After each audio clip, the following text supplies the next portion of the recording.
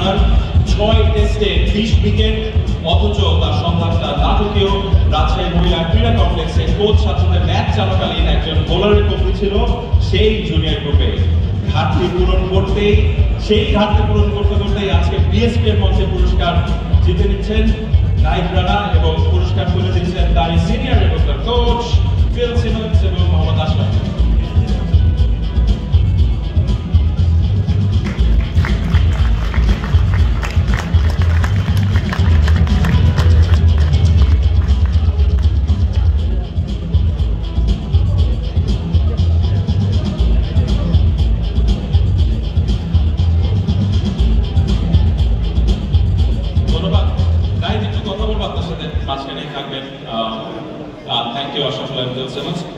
নাইকের একটা গমন পাস করে দিয়ে আছে। এর আগের বিপিএলে চিটাগাংয়ে যে হোটেলে টিম উঠেছিল আমি সেখানে উঠলাম, ওঠার পরে দেখলাম যে প্রতিটা ফ্লোরে লিফটে চাপ দেওয়া। তো সেখানে যে খেলোয়াড় ছিল বললো যে নাহিদ রানার কাজ। তো মোটামুটি 24-25টা ফ্লোর 1 থেকে শুরু করে 24টা পর্যন্ত সেখানে লিফটে কল দেওয়া ছিল।